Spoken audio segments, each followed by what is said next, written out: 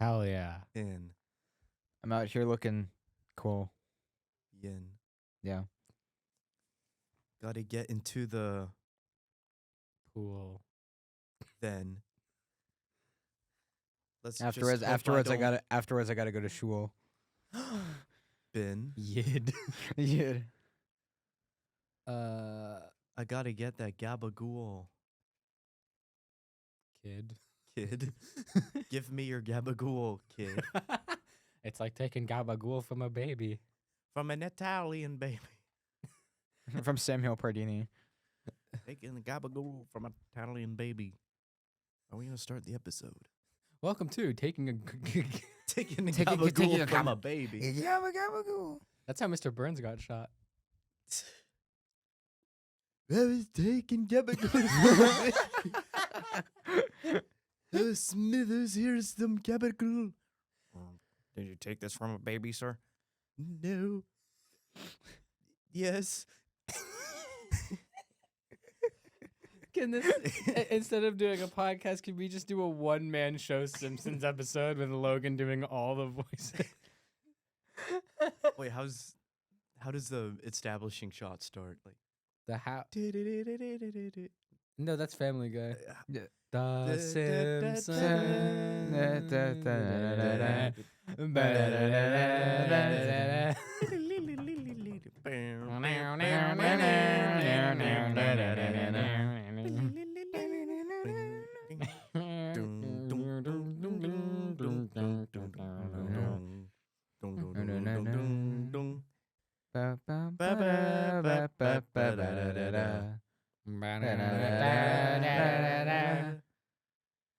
And then they do the couch gag.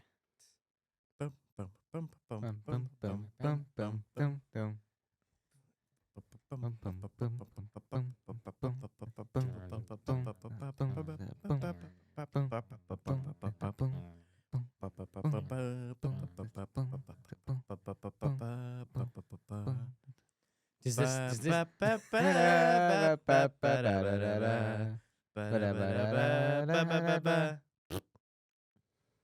This will be Simpsons in 2019. 2019. 29. What do you mean this will be? It already has been. 2019. This would have been 2019. That was a shitty ass impression. Bart, what are you doing on that confounded device, Bart? Merge. Who is the first guy? I'm your wife, Homer. Is this what happens when they've worn all the actors so thin that they're Sounds they like no Yoda. longer have throats? I mean, Their vocal cords are all shot. Can we start this episode now? No, we're stuck in Simpson land. Can we start it? What if Can it we was record Simpson Land and then You're starting this episode. ease it to This Fallout? is Fallout. Yeah. You're starting the Can we episode. ease it? I don't know. Yeah. Can you press the record button at least? Oh, I've been recording for the last 5 minutes. Duh. no, you haven't. I straight up have. I can't have my voice on record. Yeah. Wait. Hold on. Merge. I'm on the list. Merge. What list exactly? You're Fallout, Marge. Marge? You start this episode. This is a Fallout episode. Yeah. Well, yeah, it's your time. but you have to like help me through it this bit. Merge, we're in Fallout. Oh no, homie. This is really bad. Lisa, what do you think of this? How does wait? I don't think I could. It's me, Lisa. It's me. Yeah. It's me, Lisa. Yeah. Boy, what do you think? I'm also Bart. They've replaced the entire voice cast of That's The quite- Simpsons with Patrick Warburton. Quite the baby. deep voice you got there. The baby. Thank you. Where's the baby? Patrick Warburton is stuck in Fallout land. Hi. Come in. No, yeah, you're good. Hey, you're good. Shut the door. They didn't shut the door. Hold on. The door's It's slowly closing. The door's almost. that's slowly door is closing. almost. Patrick Warburton doesn't think the Hey, door's Peter, gonna the door's close. closing, but it's Hey. closing really slowly. I don't know exactly what we're It's supposed now to do gone about it. so slow that you Oh, can't yeah. really see it with your own eyes. It looks still. It's like if you've ever seen an anemone. Well, think Oh it's my God! You achieved- sound It's achieved a state of Romanian. entropy. It cannot go further without an input of energy. Peter, are you aware of Newtonian physics? Hey, Peter, why are we in Fallout? Hey, Peter, why exactly are we doing Fallout? I'll tell you, Joe. I'll tell you, Joe. We are No, in Fallout land. no. Well, Cleveland, I'll tell you why we're in Fallout land, because we're going to talk about the Fallout TV show, the last 2 episodes. You guys never heard that? Because I cut it out. It doesn't exist. Because I'm editing. It doesn't exist. And I'm leaving all this in. Is this a real episode of Tune in for the next 40 or is so happening? minutes and find out if we ever get to the actual substance of this episode. Jesse, what are your thoughts on that? Welcome to the post-credits podcast where we talk about movies after the credits roll. I'm gonna fucking kill you. I'm sorry. I've been holding that in for the past couple minutes. What a time. Sorry. All right, interrupt everybody then. I'm so sorry. This episode is Do- the Max Do interrupting. you have to fart and podcast. burp? It just keeps coming. It just keeps coming. We gotta get out of here. We gotta Whenever start gonna this start. episode. Guys, we gotta start this episode. It's not funny anymore. Welcome to the post. I'm sorry. When one comes, the other comes out. I'm starting this, by the way. It's my job. Okay, I'm just trying to get us on I'm trying to track. finish my sneezes, Hold and on, I let was me- rudely interrupted by "Welcome to the post-credit." Oh, rudely interrupted. I'm so sorry. I can't control when I sneeze. Okay, let me just find the pre-written down intro that I've been trying to find for the past. Okay. How long have you been recording? I don't. 10 minutes. 10 minutes. Almost Damn. 11. All right, so we're putting this as a chapter in the timeline to tell you that this is when the actual episode starts. So, welcome to the post-credits podcast where we are currently trapped within the confines of Big Mountain. And all we can do now is review Fallout Season 2. And this is a very special episode for us, one that we've been holding off for quite a bit of time. Let's be honest. This is our final episode in the End Times, New Vegas. My name is Jesse. And I'm Max. And I'm Logan. And yes, the End Times New Vegas is coming to an end until they bring us season 3. And so is this cold open. Yeah. However much I'm gonna use. Yeah. If you are listening to this and have been tuning into the M Times New Vegas, We're sorry. we do Yeah. apologize for the delay. We weren't withholding this one on purpose. It's just a matter I of mean, our schedules. sometimes we were, but And yeah. if you're coming back to this episode because season 3 is about to come out and you want to see our thoughts on season 2 beforehand, well, you're in the right place because the time gap won't really matter to you. It'll all be out. That's right. So, yeah, this is episode 7 and 8 of Fallout Season 2. Plus a little bit of season 2 review as a whole. Although I think that'd probably be the shorter bit. Oh, there's a glitch there. Welcome to. Wait. No, I don't have to sneeze again. All right. All right, so shall we begin the plot or Yeah, let's No. run through that. Yeah, I think it's been yeah. a little too long since we recorded episode 3 for us to be like last time on Fallout because it all has blended together by this point. So we apologize if the experience is a little bit less good because of that because we did record this really, really late. But we start with flashback as we have for the last few episodes. We're in Canada with Steph and her mother. Oh, yeah, It's Steph, Remember, the- yeah. The Steph. overseer of Vault 30 some 3, 2, One. 1. Blast Liftoff. off. Yeah, one of those vaults. The other, I think it's 33, and then 32 is Betty. Yeah, because Vault 31's the bad one that Norm was locked in at the beginning. But Askins, but now it's Norm McLean. McLean. McLean. It's McLean. not Mr. Clean, McLean. Okay. Not Mr. Clean. And yeah, they're the Steph and her mother are on the run from, assumingly some government that is keeping them there. According to the Fallout wiki, from which I source all of my information about Fallout and nowhere else, they have escaped from the Uranium City internment camp. I don't know what that is, but if you do, good for you. Steph's mother is dead.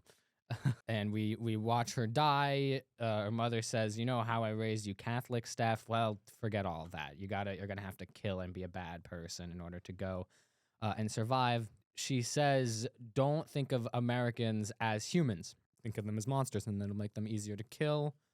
And yeah, immediately after, Steph kills a guy for some beans. And then we're cutting back to present day Steph brushing her teeth and waking up. She's got some PTSD kind of situation going on there. And then we go back to Lucy. Lucy, when we last caught up with her, was in a vault near New Vegas, where Hank was testing out his weird mind control chips and seeing how they pacify the people of the wasteland. She sees people making more. She doesn't like it. Hank says, "Well, perfect is the enemy of the good," which is to say that this is a solution that works. We shouldn't reject it because it's not the best of all possible solutions. Hank also says that the mind control chip, quote, tidies up their thoughts, removing a lot of the more traumatic things and things that, at least in his mind, cause all of the aggressive behaviors that he does not like in the wilderness. And he has some control over what degree of amnesia the people that have the chip in have. So he can control how much they remember, how much they don't remember. She really wants to stop this. Lucy does not like this at all. Lucy's like, "I'll just destroy the mainframe of this whole operation." And Hank's like, "Okay, cool, but it's kind of far away, so we'll take the golf cart." And then there's a funny scene of Lucy not knowing how to drive. Yeah. I mean, I guess like they finally acknowledge it's like you don't really get your driver's license in this universe, at least this wasteland, because I know in the past, obviously, everybody was driving cars. Yeah, and then she runs into a legionary from the Caesar's Legion who says that he's just mopped the floors, and Lucy's like, "Well, Caesar's Legion is pretty darn powerful, but if this can help stop them, then maybe it's a good thing," which is a big gripe I have about this season. And I'll get a little bit more into it later, but she says that the Caesar's Legion is super powerful, but all that we've seen of Caesar's Legion is them actively destroy themselves. Like just a tiny camp in the middle of nowhere. Right. Like Yeah. in comparison, When we talk about episode 8, we'll get into more of my thoughts on the season overall, and just like a lot of my, I think, reservations for this season. I think next season's naturally gonna give answers to, so it's a little bit like, but yeah, we'll get there. yeah, I'll talk a little bit more about that.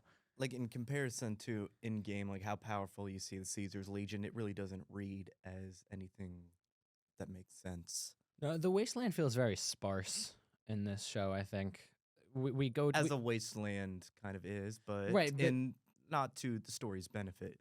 Right. We find factions in the wasteland, and the only time we never see a centralized faction. It's just little camp here, little camp there, which makes everybody seem very, very weak.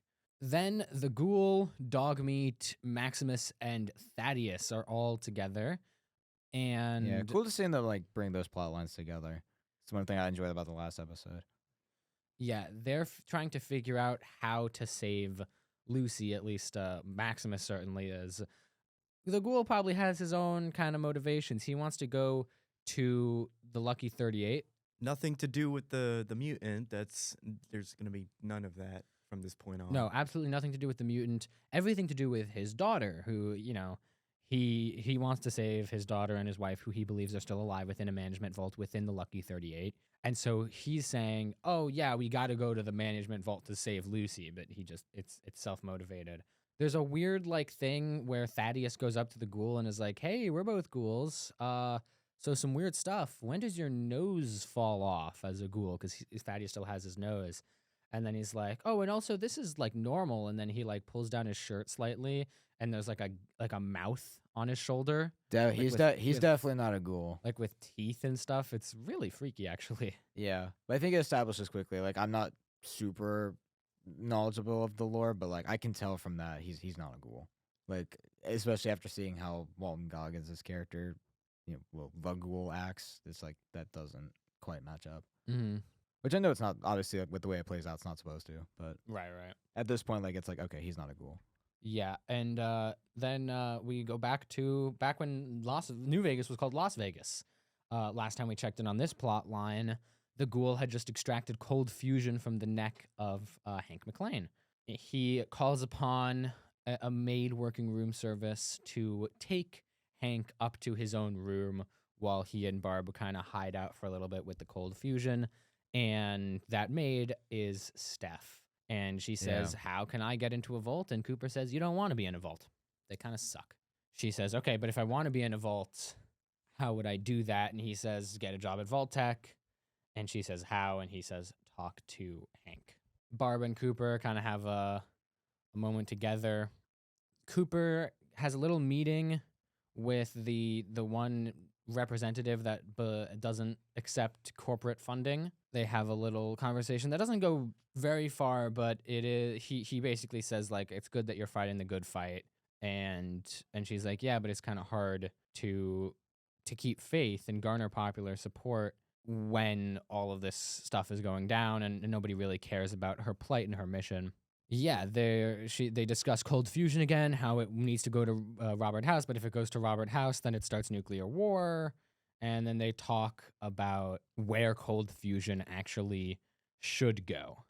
She says that the president of the United States has just landed in Las Vegas, and he should give the cold fusion to the president of the United States. And she says, you know what? You do it, and the resource struggle is over. Everybody has everything that they could possibly need because it'll get into the right hands, and then it'll be distributed, and it's the president of the United States. Never a good bet. Never Never good. happen. But good to see she has ulterior motives. Yeah. It will make for. I want to see more of the government's role in this next season and how they kind of fared with all this, because we haven't seen too much of what they've been up to. Because I know, like, at least in the games, they go full deep state mode. They turn into the Enclave. We see Wiltzig as part of that, a little glimpse into that kind of realm, that faction. But I'm kind of guessing I'll go into predictions like towards the end of this episode, but I'm thinking they're definitely going to play a bigger role season 3 coming up.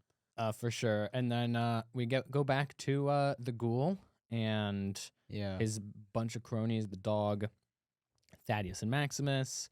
They're making conversation. They find a bunch of New California Republic weapons. And then the Maximus is like, why are you helping us find Lucy? And then the ghoul says, well, I would tell you, but I need the cold fusion from you. Because Maximus has the cold fusion right now. Maximus says no, and the ghoul says, in order to save a good person, Lucy, you have to give cold fusion to a very, very bad one, him. And then, they give it up, and then they find an NCR power armor thing, which they're like, oh, hell yeah, no, this is the stuff. Which I don't really understand because it looks like really run down and weak. But I guess it has an NCR helmet, so it's cool and customized. I mean, it feels very fan servicey, but also I guess power armor at all is better than no power armor, so that's something. You always like some power armor. They're more excited about the NCR power armor than they are about the Brotherhood power armor. I mean, I would too, but. But you play Fallout. They don't play Fallout. You played Fallout. I have played Fallout. We've all played Fallout at this point. It's true. Yeah. That's true, yeah. Yeah, that's character development right there. And then we go back to Norm. Norm wakes up, sees everybody talking about him, and then is knocked out again. And that's it for Norm. Moving on.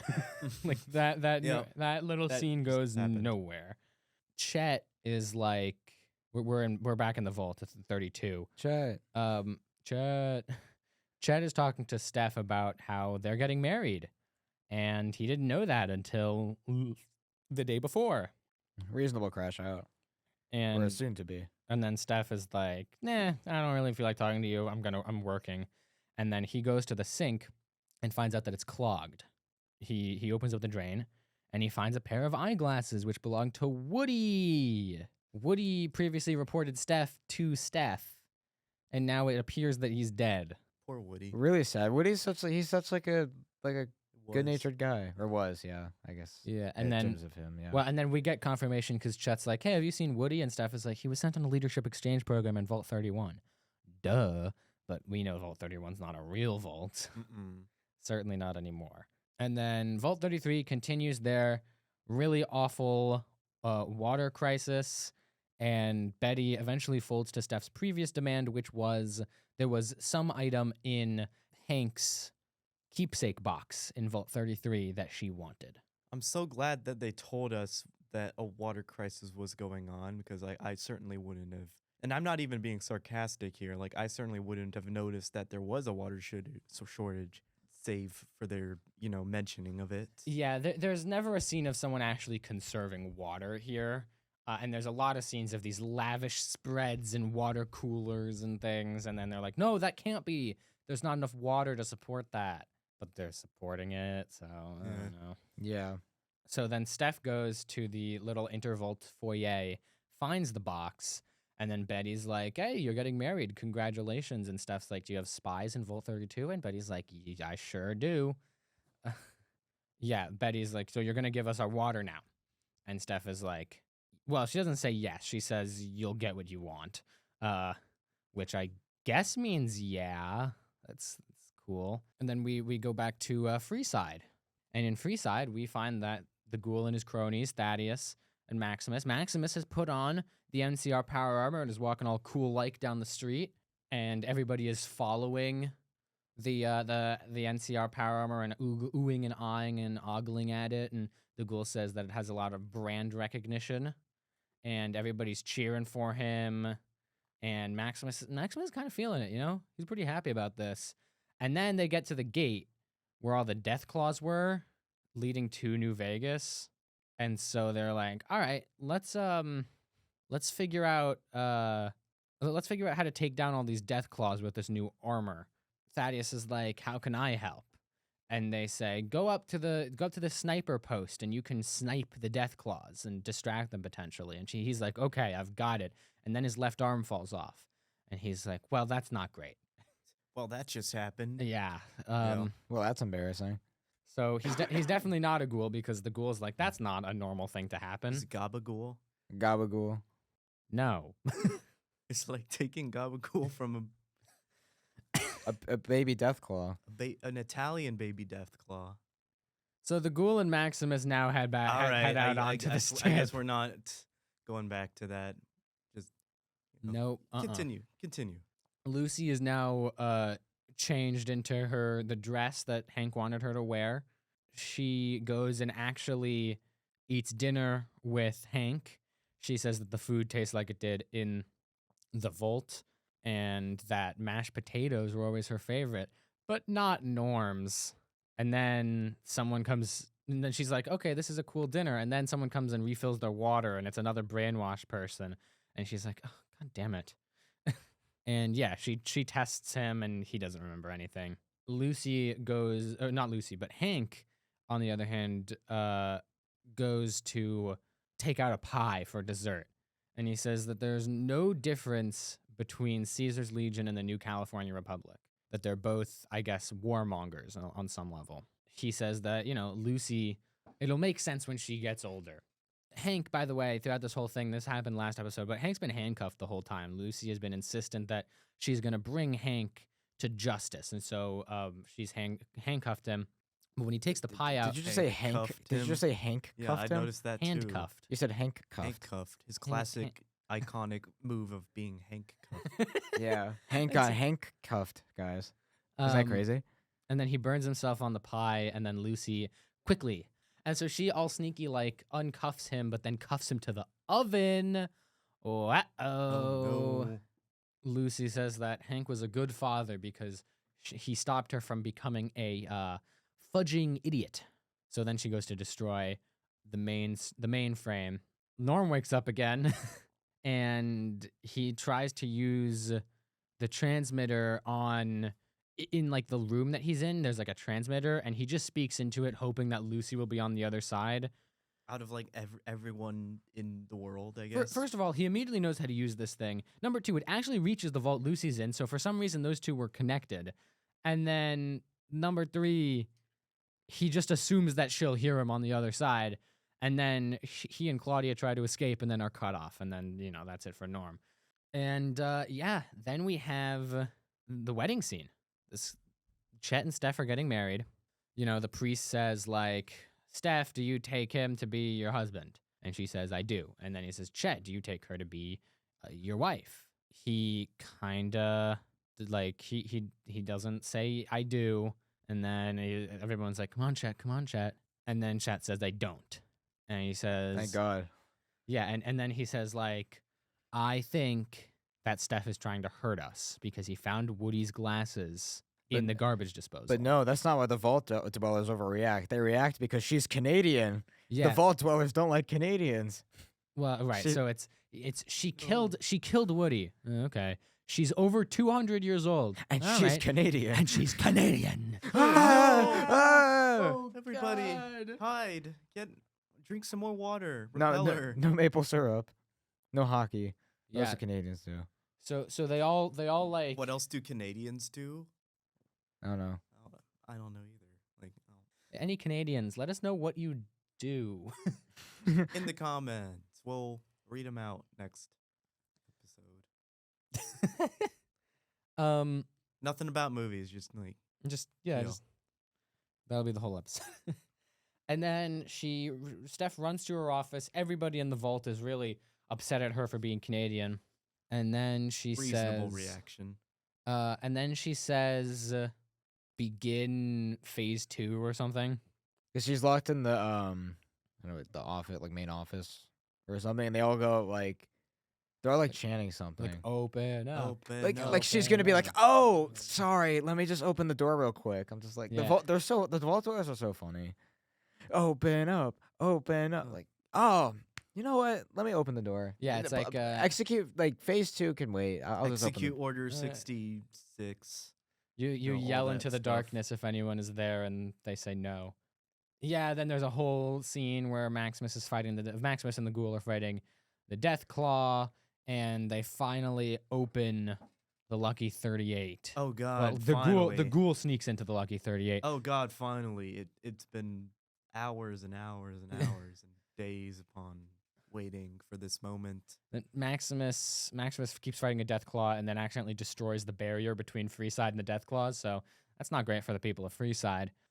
So then we get 3 scenes that are kind of interspersed with each other, and That's the end of the episode. We don't explain them. don't forget don't care about the scenes, but the scenes are, I'm gonna go from what I found to be least surprising to what I found to be most surprising. So we've got Lucy gets into the mainframe and finds out that the entire system that the Vault is running on is run somehow, some way off of the energy from the one anti-corporate senator's severed head. Secondly, the Ghoul gets into the Lucky 38, powers on the monitor, and we get Robert House's digital avatar face Okay. from Fallout New Vegas. And then, pre-war, Cooper and Barb, with the cold storage, they get into a limousine to hand the cold storage off to the President of the United States, Clancy Brown. Clancy Brown. played by Clancy Brown.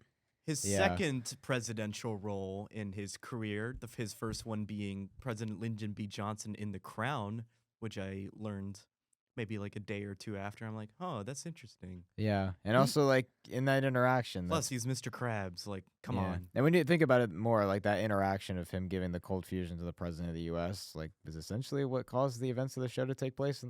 Take place in the very first place. interesting. Yeah, Right. And I hope they. the man who sold the forward with world. it. The man who sold the world, basically. When you think about it, that the Ghoul is basically the one responsible for the show taking place. The rest of Maybe. him and his wife.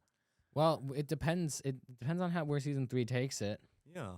But yeah, Clancy Brown has a very presidential stature about him.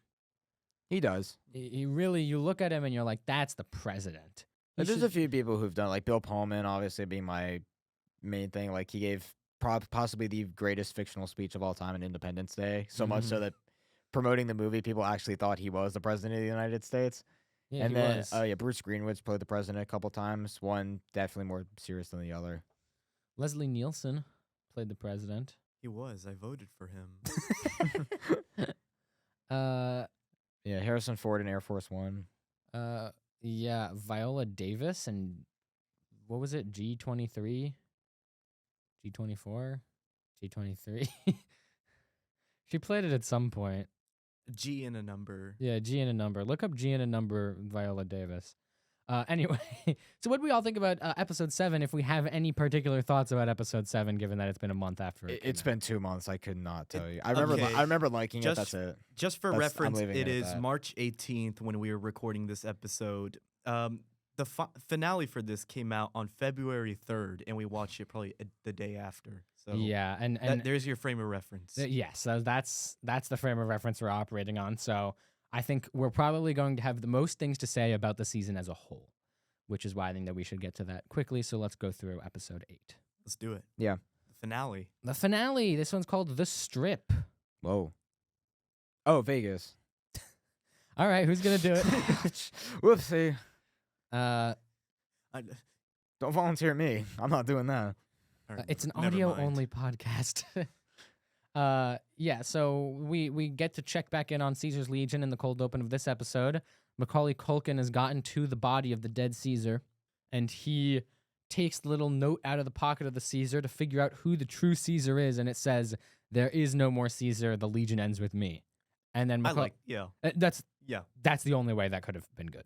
I mean, it's very. I think it's the only way that could have it played out. connects so well with like the in-game stuff. Like from my experience, I think it is the Honest Hearts DLC with Joshua Graham, the first Legate before Legate Linnaeus, the one before Macaulay Culkin, who does mention that Caesar, basically along the lines of Caesar's Legion dies with him, and it lines up.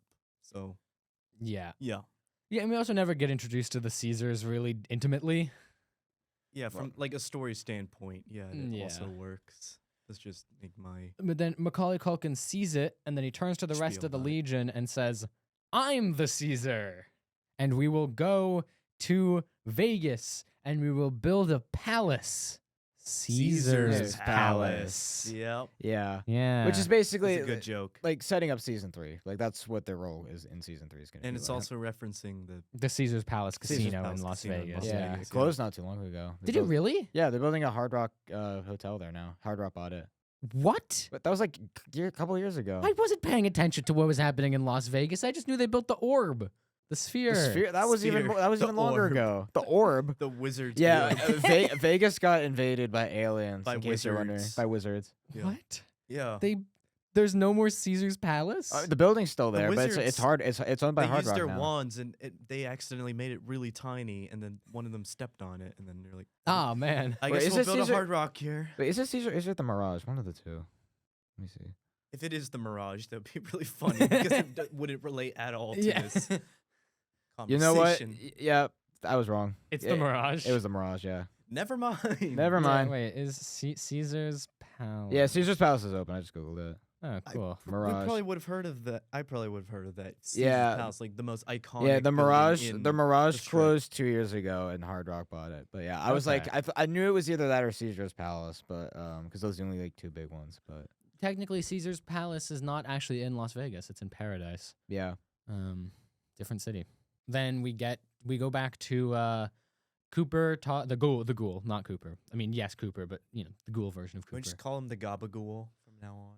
I'm being serious, Do whatever you want. I'm just asking, Just, just asking questions. yeah, I mean, you're allowed to. But will you? No. me neither.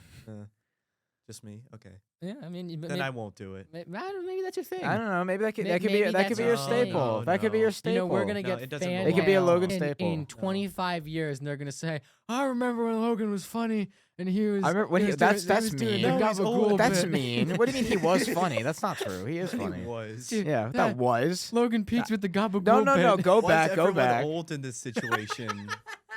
I mean, Yeah, I'm sure, I didn't think I'm gonna be. We're gonna be like a It's 25 years from now. I'm Who sure knows it's what'll happen. accurate. but 25. Yeah. Jesus, I'm gonna be.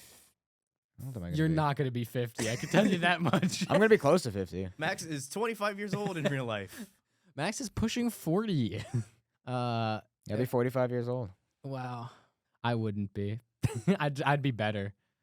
I'd be like 13 again. It's I don't see how that's better, but Maybe I to don't each know. their own. Okay. What if we start Benjamin buttoning? We?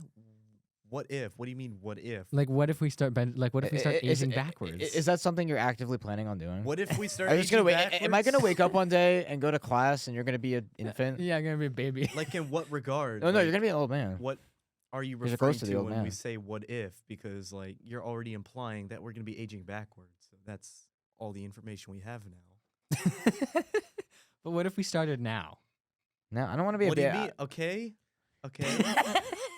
Like, how would that affect our lives, our classes, our relationships? No, because I was thinking more like when I said I was gonna be 13, I was like, Why 13? I You're was gonna be gonna- going through 13 puberty and is- hormones I in was middle gonna- school. horrible. Like that's awful. I thought it was- middle it's like- school. Middle school. I was gonna age. the worst years of your life, I was gonna dude. age 12 years. No, right? go back. You didn't answer my And then- question. You're gonna age No, you I- didn't answer my years, question. okay. Because 13 is the first number I thought of. Why? I don't know. It's the number that makes it clear I'm aging in reverse. But like I figured I was gonna age 12 years and I then thought you loop, were 13 already. and then loop back. Yeah, I to- could have sworn to you were 0. 13. You skipped a bunch of grades. Yeah, I'm just that cool. Actually 13. It's true. Yeah. Yeah. He's the baby of the group. Yeah. I know. Always have Max is the unk, and I'm The grunk. the funk. The funk. been. All 12 years we've been doing this podcast. It's been, Started it's at been the- a lot long, to it's catch been a up long on, I'm journey. sorry. I started but, at the you ripe know, old age of been a long- 1. We The finally unk. made it to Fallout Season 4. You got the funk, the unk, 2. and then Two. the pubescent. The funk, the unk, the grunk. the grunk. You ever thunk up a grunk or a glunk or what's this Dr. Seuss book? What?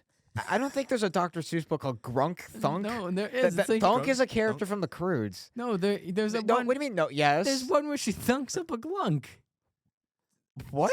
Are you having a stroke? No, she thunks up a glunk and One grunk, two grunk, red grunk, grunk. new grunk. no, she New Grunk.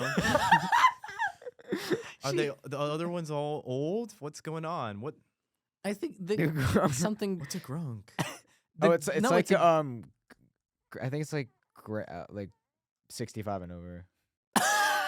Okay, so that's an actual word, and you've been using it, and No. you didn't just make it up. Okay, the that's, glunk. Grunk, I don't know. According to Reels, it's like according to Reels. according to Reels, that's where I pulled that from. She thunks up a glunk, and the glunk uses the long distance line and calls overseas for like an What is this, the hour. Olympics? What Olympics is this? 2024? I didn't read the. I could swear to you, there's no Dr. Seuss book that goes like that. No, the You're making it- glunk. No, she Search it thunks up. a glunk. Search it up right now. Is this the ones that got banned? I Is it mean, one of the- I read it. Is it one of the Thunks- racist? I can tell you right now, it's on Mulberry Street. Thunks.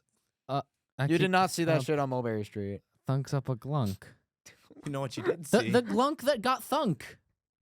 From I Can Lick 30 Tigers Today and Other Who- Stories. I can lick 30 tigers. I was don't think my today. parents wanted me to read a book called I Would Lick 30 Well, Tigers. he doesn't actually lick any tigers. That's gross. It's no. That's a weird- that's weird no, phrasing. Like punching, like give you a lick.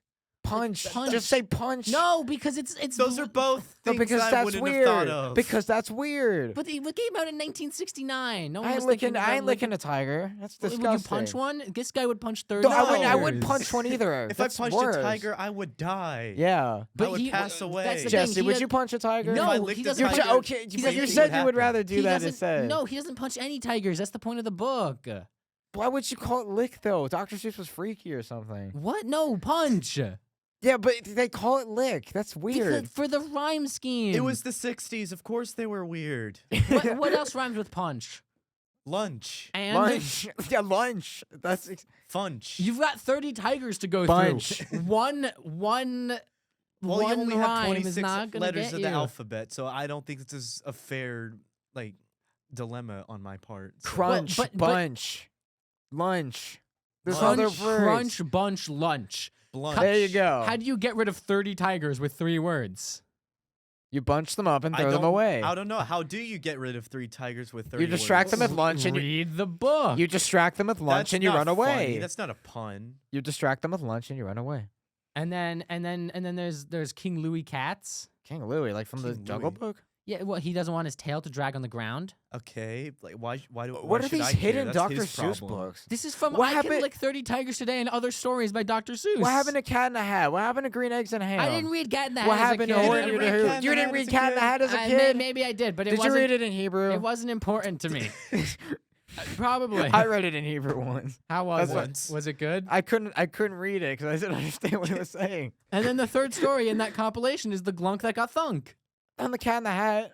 No, that's a different Cat in the book. Hat. I, Green I Eggs just and went for the Ham Cat in the Hat, and and- you're like, oh, it's like the third one in that. I'm No, it's just tying one it story. Back to the thunk that got glunk. You should have made that more clear from the The beginning. glunk that's what I was talking about this whole time. Now you're confused. No, you weren't. Then you brought up the Cat in the Hat, and you started talking I about the said Cat in what the Hat happened to in the Cat in the Hebrew. Hat because no one. Yeah, and I said I didn't read. I maybe In the I read comments, it. I in know the I had comments- the Cat in the Hat in the book, but it wasn't comments- important Let us to know me. if you've read Licking Tigers or whatever the book's called. And It's then- called called- Dr. Seuss. It's called I Can Lick 30 Tigers Today and Other Stories by Dr. Seuss. Close it enough. features 3 stories. I Can Lick 30 Tigers Today, King Louis Cats, and The Glunk That Got Thunk.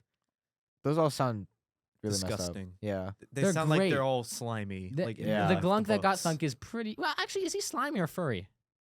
I was talking I- about the actual books themselves. Yeah. No, the book... If I find Ew, it, I don't want want to know what texture. I don't want to know what texture the book is. Well, he's kind of If furry. if you pick up a slimy book, what do you do? The Glunk is kind of furry because They're all furry. it's It's a a Dr. Dr. Seuss book. Yeah. It's a tiger.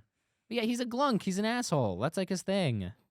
I He don't, said I what? don't like this glunk. I don't either. No, you're not No. supposed to like the Glunk. It's a cautionary tale. Okay. Then he calls on the long distance telephone. It and- sounds okay, like a- when does the glunk lick the tiger's butthole? no, that's a different. There's no buttholes. There are no buttholes. This is the doctor. this Okay, is but they're tigers. in a different story.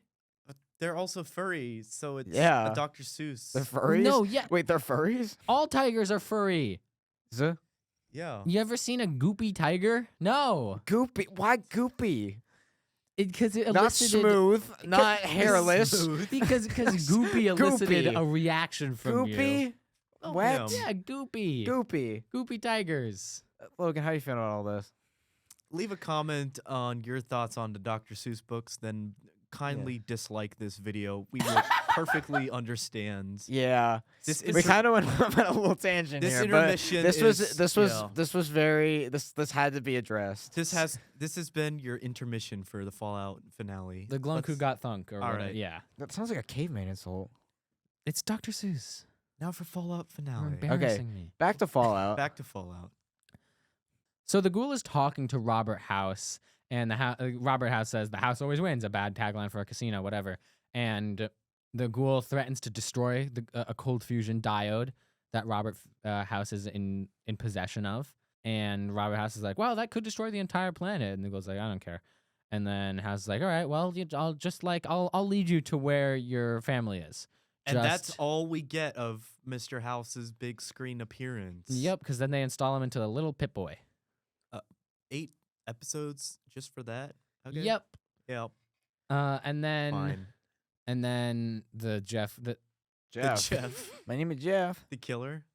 Death Claws. Jeff Claus. How did you mix up Jeff and Death Claws? No, it's understandable. The Jeff Claws? The Jeff Claus. The- Okay. So the Jeff what did the Cla- Jeff Claus do? They invade Freeside. Okay. And there's also some some betting. It's like, do you think Maximus is going to beat the Death Claws? And then Thaddeus is like, I put 50 on that he Oh. will. My dumbass stopped betting like the bed you sleep on. So she goes to Lucy in the vault with Hank, but Hank's not there at the moment. He's chained to the oven. Lucy approaches the core, which is actually the head of a congresswoman. She doesn't know who it is, but the head's like, kill me, kill me. So she does. He gets really mad about it too. Yeah. Yeah. Meanwhile, Ronnie is leading Buds through the building, and they meet these people that are like, don't open the elevator doors because we have a roach farm. I don't know if that was I think it was in a previous episode. It was. It was. Yeah, but then they open the doors and a roach attacks them and tears all the people to shreds. Woohoo. And then There's the end of that plot line. That was, basically it was all for nothing. most of them are dead except for Norman Claudia. So there we go. Yep. And then there's a lot of there's a lot of really rapid one scene, and then we're on to the next thing. And they all transition the same like ding. Yeah. Wah, wah, wah. Yeah, basically. And then Cooper's walking. I mean, the ghoul. Good God. I mean, same person, but I keep mixing them up. The Gabagool is walking through the hallways with Robert House in the Pip Boy, and they're just kind of they're chatting it up for a while, and they mention the Enclave, which was first mentioned by Ron Perlman in episodes 5 or 6 about it. And said the Enclave got cold fusion, and that's what it was. They so received he it. did matter in the end. For No, plot. no. to- I'll explain. Sure. No, he didn't. No. Ron Perlman was Nuh-uh. worth it. No, he wasn't. guys. No, he wasn't. We can all sleep The now. worst scene in the entire show, all 2 seasons. Yeah, so they talk about the Enclave and how the Enclave got cold fusion from the president, and the ghoul finally is close to the cryo chambers. Then there's a little flashback where it's revealed that Steph and Hank are now getting married, and that Hank's mother will disapprove. And then all of the phones in like the airport that they're in, I think, like all the payphones start to ring, which is weird. That's not what's supposed to happen. Lucy runs back into Hank. Hank has escaped from his confines from the oven, and they have another argument. Hank is like, I'm actually fighting the good fight because Robert House actually wants everyone to be a robot, but I want them to be people, just robotic people. Lucy's like, oh yeah, what about the severed head I just found? And he was like, oh yeah, that's a congresswoman from way before time. And the reason that he used her is because he wanted to model every single person's personality on her because she's such a good person. Then Lucy gets attacked by one of the legionaries who evidently had their little chip turned off on some level. And their heads didn't explode. Their heads didn't explode. We're making progress here. And then Maximus is still fighting the Deathclaws.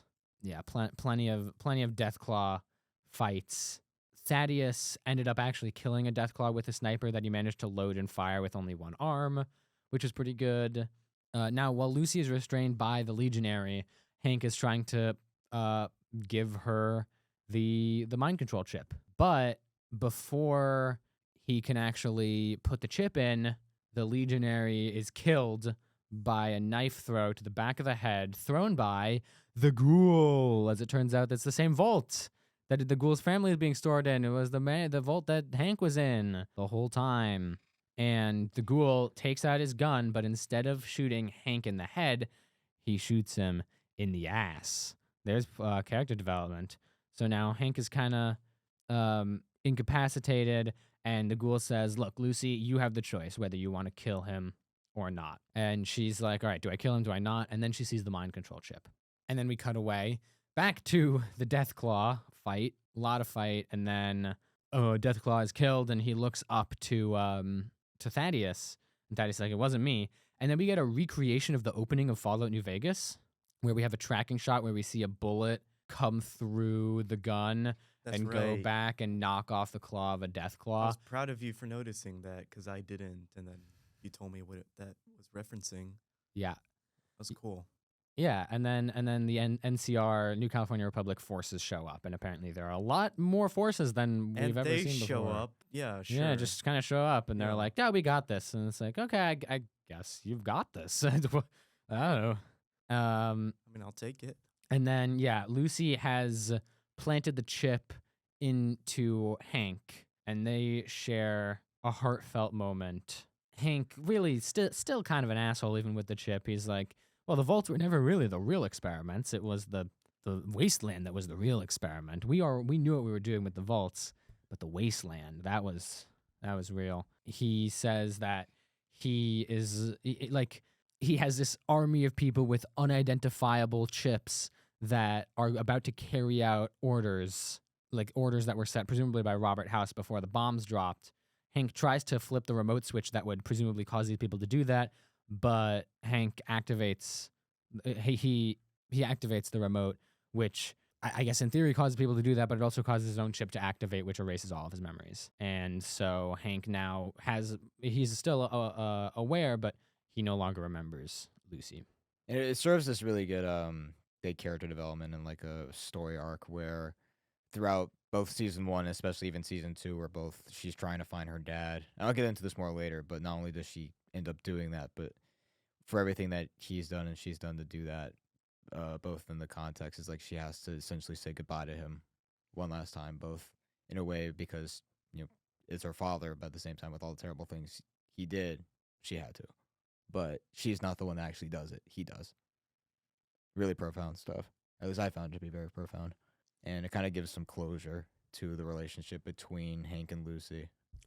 It's a very good scene. Yeah. And it's something that I'll get into this more later with my thoughts on the show, but characters and their journeys, I think, is what you can really do on TV. Well, this was something that both seasons, I feel like this really brought to a point.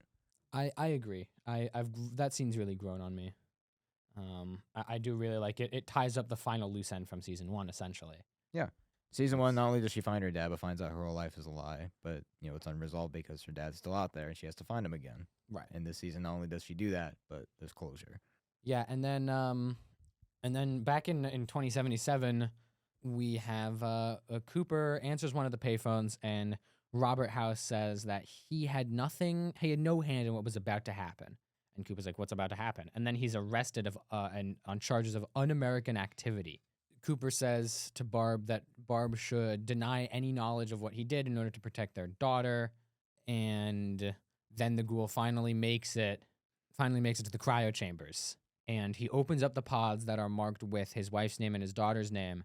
And in the pod lies a postcard that says Colorado. And then a message that says Colorado was a good idea. Yeah. Which, at first you go like, oh, their family isn't there, but also at the same time, they resolved it. It's like 2 seasons of a main character and you write him off then. But at the same time, it's like you understand why that's the case if you go back. Right. And the ghoul says that for the first time in 200 years, he knows his family is alive. Yeah. And so the ghoul takes off the Pip-Boy, throws it away, and House is like, the Enclave! But the Enclave! And Ghoul's like, I don't give a shit. We head back to the Legion. Legion's entering Las Vegas, New Vegas, so that's fun. And then who sees the Legion but Lucy and Maximus? Lucy and Maximus are now reunited, and the Ghoul and Dogmeat are now looking at the Rocky Mountains before they continue on their journey. And then we hear Steph say activate phase 2. And we hear that message and we hear it echoing, and then it builds, and there's a cacophony of a lot of different sounds building on top of each other, messages sent from place to place, people talking over and over each other, messages sent via radio to each other saying things, and we open on a wide shot of this building. It's the Enclave. There we go. And then the credits have rolled on season 2 of Fallout. Good transitional place to end off of. Yeah. Quite excited. I think for what the finale Enclave. does well is setting up the 3rd season, which I really appreciated. One of the things that the first season's finale did really well. Now let's talk about what it did for itself rather than a potential season 3, because our thoughts on that are probably going to be very different. Yeah, so I want to preface this by saying that season 2 is one half of a full story. And I think I've expressed my frustrations about that on the podcast plenty. And I don't know if seeing that this is what the season always intended to be, I don't know if my frustrations were entirely fair. There are some things I still agree with, but there are also things that's like, okay, I get it. They're not telling a full story here, and we're going to get the second half of the story. That being said, I will not be giving this season any sort of rating or ranking. I won't even be And comparing that's it. okay. Yeah. I won't even be comparing it to the first season in terms of quality, because simply I don't know how good of a job it's done, because I don't know how well it's set up, the 3rd season. I'm excited to see the 3rd season, but if the 3rd season doesn't pay off anything that season 2 did, I'll be wondering why they put it in season 2. Yeah. So I will not be doing any of that, and that's why. I don't think this is a full story, but I don't think that's necessarily a knock against it. It's just something that you should know going into it. Do you have Yeah. any confidence that they will pay off?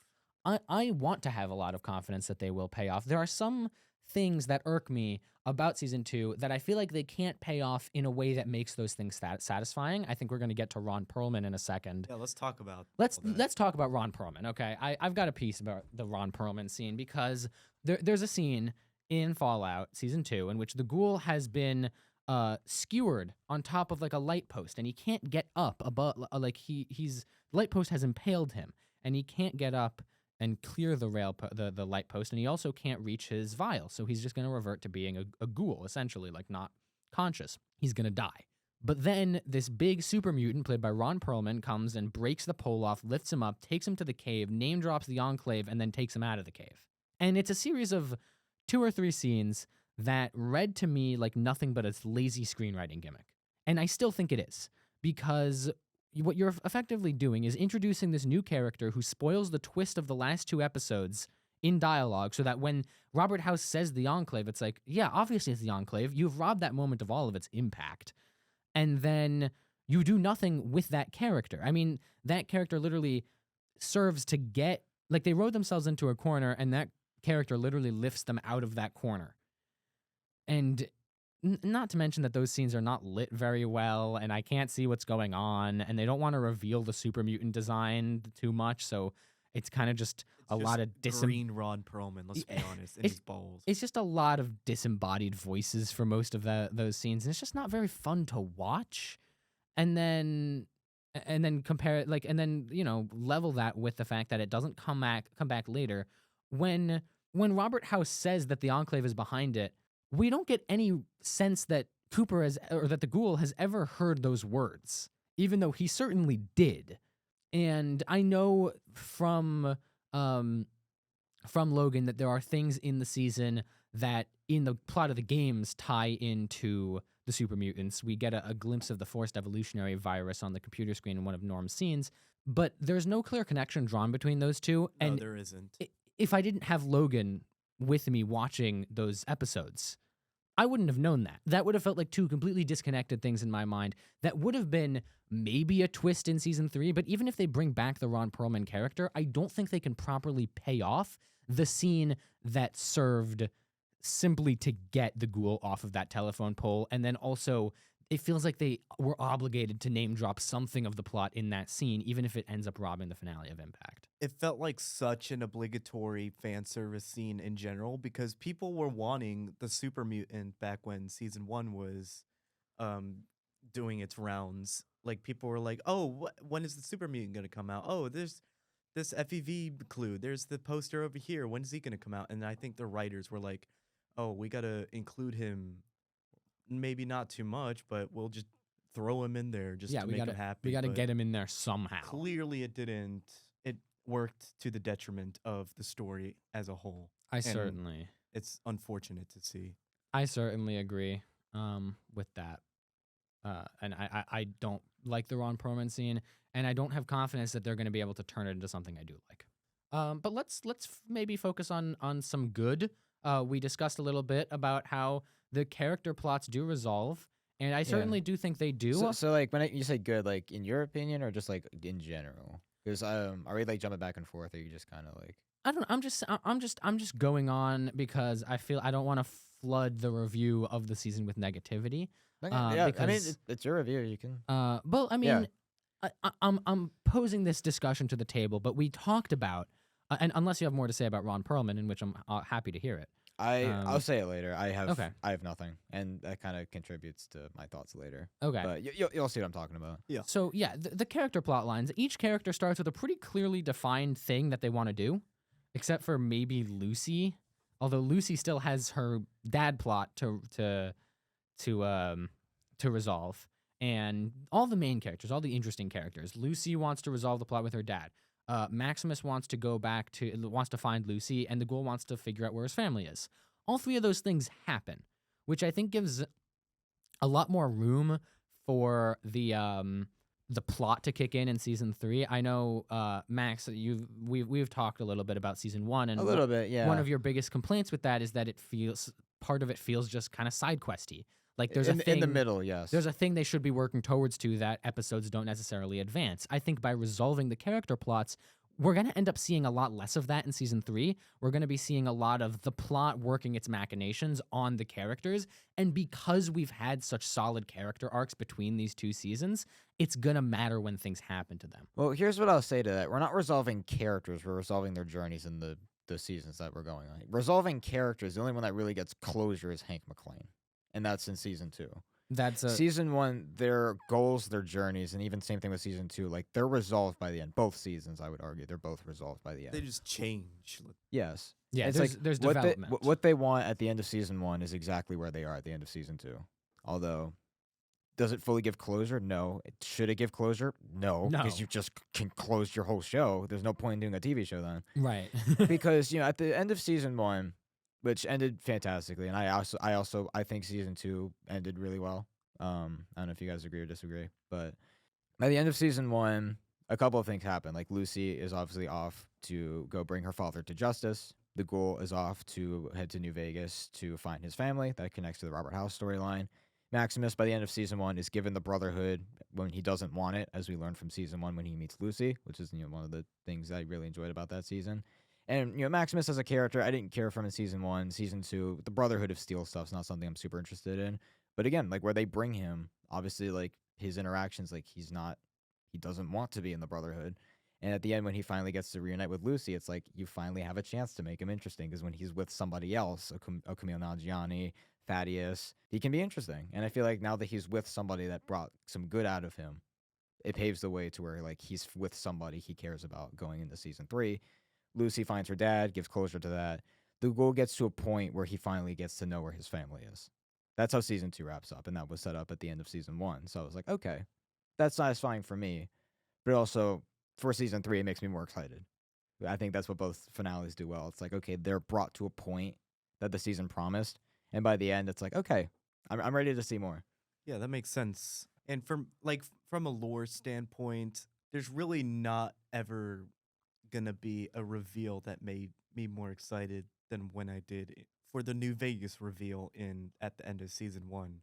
Yeah. Like the Enclave being introduced as this next major villain and possibly the most major villain in this series as a whole, it got me excited. It didn't get me like it was interesting. I look forward to seeing it, but I'm like, sure. Yeah, it's just like what's coming for the future. The excitement wore off a lot quicker, and I don't know if that's just like fatigue from so much fallout in that concentrated at that time, and I'm coming from this at a place where I'm out of my like 2-week fallout phase. Yeah. So I guess my review is going to be reflected a lot more without that particular bias, but yeah, that's what I have to say about lore-wise. Yeah, I agree in the sense that I see the ending of the episode, and part of me kind of hopes that they stay in New Vegas a little longer. Like it's a really cool aesthetic, and I don't mean- want them to ditch it. I mean, with the end of immediately. it, I mean, they're probably going to. I- I mean, one I storyline's I probably going to. So think there is a lot more with House that they could not milk, but like get out of it, like current House. yeah, I mean, it's clear he's not done. Because like what really went on? Why were the death claws there to begin with? Like how did Vegas fail at a point where we know that there was a point where Vegas was at the top of the world, and suddenly it just gets brought down a couple notches by these random death claws who just appear out of nowhere and for plot lengthening's sake. So if they do explain that later, then I will be happy with the Vegas plot line as a whole. Yeah. I'm Yeah. not That's- too interested in what Caesar is gonna do. They should just like blow up along the way. I Yeah. don't care. That's actually funny you say that. That's my opposite experience. Oh, Oh, really? really? Okay. I do not want any when you were saying it's like I want to know why the death claws are there. I'm the complete opposite. I don't want them to show that. Okay. Like that's not for me personally. That's not a question I ask myself. Yeah. Like the rise and fall of New Vegas. I mean, part of what I feel like, and I'll get into this when I talk about the Ghoul and his character, where it's a lot of it's set in 2077 New Vegas, where you get a sense of what life was like there before the bombs dropped, and you get an interaction that could lead to the bombs being dropped. I guess maybe you could show a little bit more of like why it's such a wasteland. But I guess at the same time, when the bombs are dropped, everywhere is kind of a wasteland. But I guess for me, why the death claws are there, that's not a question I ask myself. Like, why are any creatures anywhere? I'm on Max's side here, and I think that this has to do with the experience with the game Fallout New Vegas. Oh, totally. Yeah. Yeah. Makes sense. A lot of your questions, your holes that you hope that they resolve in the story, have to do with what happened between the events of Fallout New Vegas and the Fallout TV show. As someone who I've played a little bit of Fallout New Vegas, but not enough to have those kinds of questions. No, you've only made it to Prim. Yeah, like I've barely started the game. Like I don't care, and the movie, the TV show makes no reference of a before time in which Fallout New Vegas took place. So I'm not really concerned with how they got from point A to point B, because as far as I'm concerned, there was never a point A. Yeah. That being said, the one thing that they make mention of in specific relation to Fallout New Vegas, the time period in which it took place, is with the factions. Everybody goes around saying that the New California Republic and Caesar's Legion are not what they used to be, but the end of the season seems to suggest they're exactly what they used to be. Yeah. Just like not in the Vegas area, I guess. But we go around watching all of these factions futzing around and doing nothing productive. There's like 3 people on average in all of them, and by the end we're supposed to believe that they've organized into a huge army capable of taking down the entirety of New Vegas? I don't buy it. No. Me neither. Yeah. That's, that's kind of partially why I don't not interested in Caesar's Legion going Right, to Vegas. yeah. It doesn't feel realistic. I'm excited that Macaulay Culkin could get more screen time. I just wish he was playing a character that I was a little bit more interested in. Yeah. Yeah. And yeah, once I talk about the season, I'll go a little bit more on that. But I guess with me and the Death Claws, it's just like, with season 1, like, why was the weird finger creature there? I don't know. Radiation? Yeah. Something? I don't know. Sure. Like a lot of other stuff, like, why are ghouls there? I don't know, it's just a thing. It's just a Radiation, thing yeah. that happens. Yeah. Yeah, it's just like, why the Death Claws are in New Vegas? It's like maybe, and then they even kind of show that a little bit with Cooper's backstory, that he's experienced one, he's seen one of them before. So go ahead. You said you had more to say on Caesar's Legion. I'm interested to hear. Or the season, yeah. I didn't know if you were done with your Seasoning. 'cause, like, if go ahead. okay, I guess I'll talk a little bit about season 2. Well, I guess that's why I'm here. But Welcome to welcome to Max's last minute review of Fallout Season 2. But yeah, with Season 2, now that I think, obviously it's been a while, so I've had more time to process it, whereas if we were doing week to week, I don't know if my answers would have been fully up to date. I feel like after processing it, I think this is a very solid follow-up to the first season that does a lot of things that I think Season 1 excels at. And the best thing about this show that I will say, what that Season 1 also did really well, is its characters. Specifically, the Ghoul and Lucy, by far the 2 most interesting characters in the show. With the Ghoul, they give him so much, even more backstory this time. Like, you really get an understanding of him and his wife. And like, you get more into the cold fusion. And I think bringing in Robert House as a main antagonist, obviously, like, he's someone who's probably here to stay, I would say. Because, like, they don't really give him closure by the end of Season 2. So it's definitely a presence that's being kept around. But, Justin Theroux, I thought, did a great job. And I think they did a pretty nice job, I think, with that and building out the worlds of New Vegas through somebody who actually lived through life before the bombs dropped, and then potentially maybe being the person responsible for that. And then with Lucy, like, you just get more with her and her dad, to where it's like you actually see her change from like Season 1. It's like she was just so like innocent, stuck in this vault, and then by Season 2, like, she's adjusted to the wasteland where she goes around, like, she's not uncomfortable with killing people. I'm not saying that's all her development, which, her and her dad, it's like that's something to where like you feel her in a different place than you did in the first season. I think that a lot of this, what the show also does really well, I haven't played too much of the games, but just on a production level, I mean, it's incredible. Like, it really feels like the game brought to life. I know, look, I think you probably have more to say about that than I do, Yes. as somebody who's played the game. That's my answer. Yes. But yeah, just on a production level, like, it's incredible. Even as someone who hasn't played the game, like, it looks like a world that's really interesting to explore. Yeah, same thing I said before. I think the finale does a great job of kind of like the first season's finale of ending it in a place where I'm satisfied, but also I really want Season 3 to come out. A thing that the show does really well.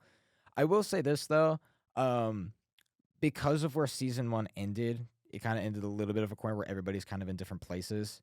Naturally, there's a lot going on. I know you guys mentioned, like, the reason I was so quiet during the Ron Perlman stuff, because that's one of many. There's a lot going on here.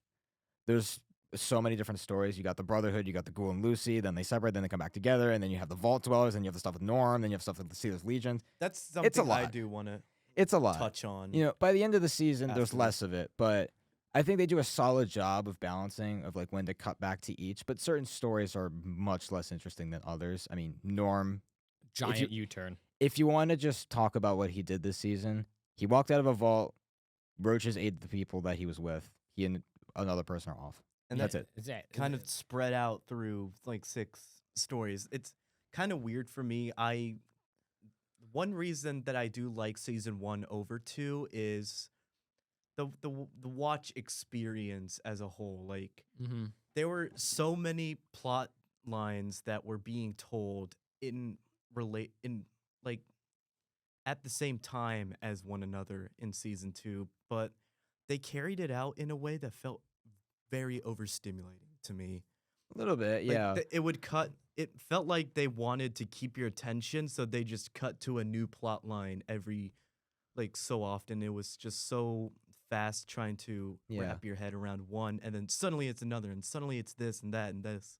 Yeah. Season 1, I don't really remember if it maybe is because it had less plot lines to try to juggle, but I did remember having a much better experience watching that than this. And I think that carried over even until the finale. You have that same phenomenon of just this scene and then this scene and then this scene and this scene. It's just like Yeah. watching reels, but Fallout centric. And I hope they do better than that. I might have mentioned this before, but I hope they focus on at least 1 or 2 plot lines per episode and then leave out everything else for the other episodes for however many plot lines they want to do, instead of just like fixing a little bit of each of them into every single episode. Like, Yeah. don't spread them out, just concentrate them. Yeah. And I think that would be a much easier experience. Yeah. I can certainly see where you're coming from. One of the things about season 2 I actually found impressed me was how they're able to balance all of them. Like, sure, not all of them get as fleshed out, which like some of them maybe there's not too much to do there, but in terms of balancing when to cut to each, I actually thought was done pretty well. And even connecting some where the vault plotline connects to Cooper Howard, I thought was done pretty well. And then obviously he has ties to Lucy's dad, which he's also with Lucy, and then Maximus ends up coming and meeting up with like Cooper Howard's definitely a central point Yeah, I agree. in this. Yeah. There is substance in all the plot lines. Yeah. Just how they time it out. Yeah. And like looking at the season, like season 1 obviously it's introductory season. Like I'm not trying to like give like a pass or negative or anything like that for it, but like essentially it's the first time we're in this world. And I think it does a really good job of, it's not a story in the games, but like telling its own story in the world of Fallout. And I think that's one of the things that I loved about the One first of season. the appeals. Yeah, and actually one of the things that I think more video game adaptations should do more of. And season 2 does that a lot, but because I think season 1 ended in a little bit of I don't want to say corner, but just ended off with everybody's in a different place.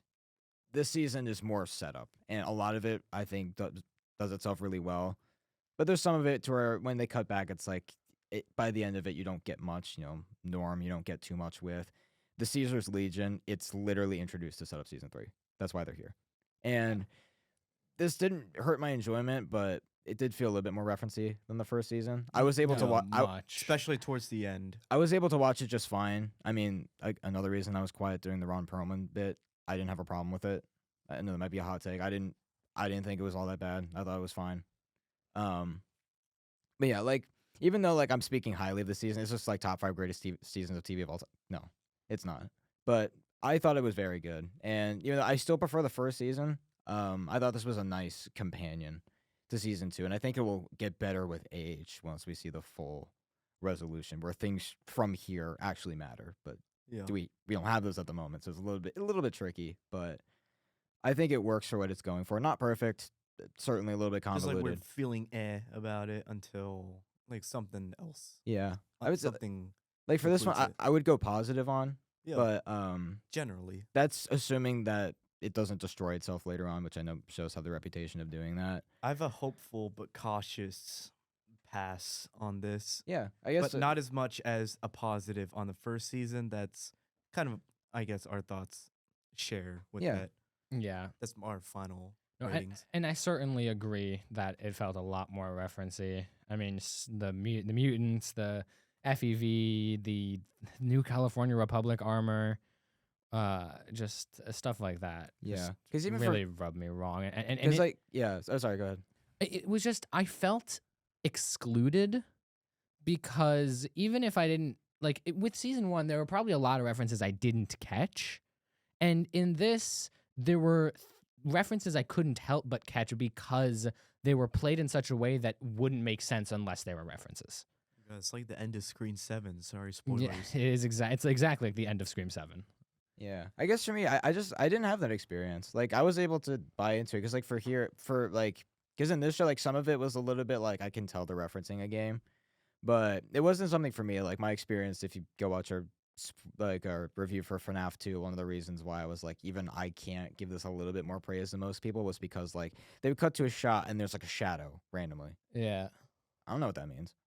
Yeah. But like, I didn't think too much on it, but like I didn't catch it, which is like if I did, it would have been like, oh cool, but like it didn't really help or hurt my experience. For here No, it's just no. like some of it was interesting, but like it didn't really impact me as a whole. But like kind of like why I mentioned the production value, because like did I enjoy watching the season? Like for me, absolutely. I thought it was a great time.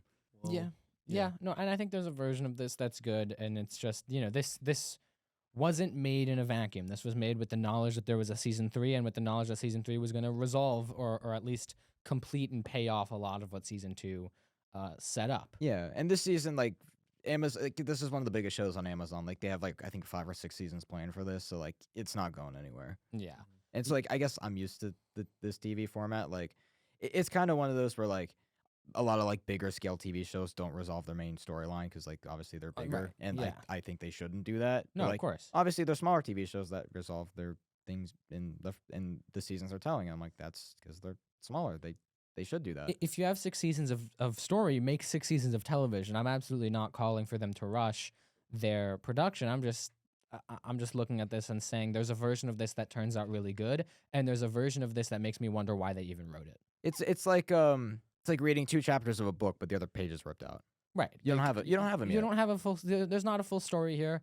There's not an easy thing that I can like. There's no real way, at least in my mind, for me to rate this. Yeah, and I think that's fair. Like that's a very reasonable way to rate it. Yeah. So I don't know. You all can give numerical ratings, but I'm obviously gonna bow out of that. Okay. I'm gonna stick with a little thumbs up, as we mentioned previously. Yeah, I guess rating for me, I think this is a like solid 4-star season. I think high 4-star for me, not quite 4.5 or 5. There were a couple things I think held it down. I think very solid season of TV, and I think for now, unless the later seasons kind of diminish it, I feel like this is definitely the most, or like this is the video game adaptation I'm excited about most. Like a new season of Fallout will get me really excited to watch it, and I feel like consistent wise, so far it's doing a pretty good job. So, seeing as we all have different rating philosophies on this, I hope this has been very helpful for you guys. Yeah. No, I'm sure you all really know where we stand. Let's hope so. Yeah.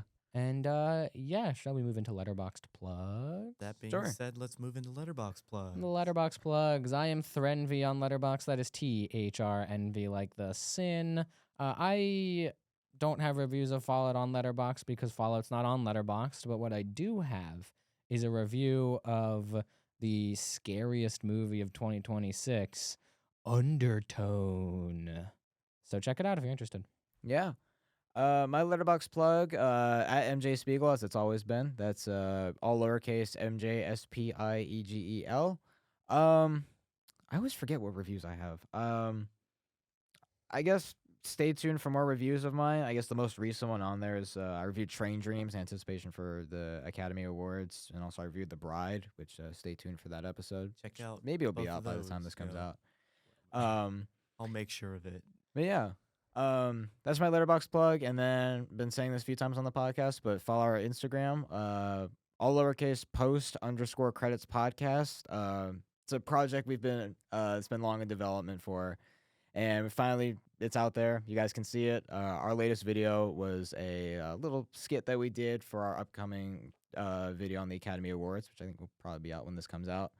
So yeah, Fun video. yeah. So feel free. Yeah. So follow the Fun Instagram. podcast. Yeah. So follow the Instagram for like skits, updates on new episodes, some bonus content maybe we can work on. And yeah. Yeah, and you can find me on Letterboxd at Invaded Films. That is INVADEDFILMS. I am continuing my little project on just reviewing any very random movie other than the ones that we normally review on the show. This has been more of an impromptu podcast, all things considered. So I don't have one as of recording, but when this comes out, I will probably have a review of Aqua Teen Hunger Force : movie film for theaters. I'm kind of in the middle of that, but stay tuned and keep a lookout for that. Sounds wonderful. And with that being said, we hope you enjoyed Fallout, the End Times New Vegas. If you have any thoughts about what we said, what we didn't say about this series, what you want us to do with this moving forward, because as it stands right now, we're done with Fallout until next year. Mostly. Mostly, we have one little thing coming out for you. Yeah, little Fairly teaser for stay something. tuned. Little fun thing for you, but generally we're done with Fallout for now. But if you want more Fallout, I don't know, listen to these 4 episodes or leave a comment telling us you want more Fallout. I don't know. Or just fast backward and then rewind. Listen, They call it Rewind. rewind. Yeah. Yeah, and listen to rewind. this entire episode Yeah. again. Fast backwards. Yeah. Yeah. I don't know. We will see if we want to return to the world of the Mojave sooner rather than later. And then yeah, and also we will read your comments out on an episode of the podcast. That being said, I do want to quickly make mention of a comment that we did receive. And normally we do this before Letterbox Plug, but this one's kind of small. Maybe I'll mention it on an episode of the Weekly Spoiler Review also. Yeah, at King Toplist on YouTube commented on our on our Oscar predictions podcast. Already.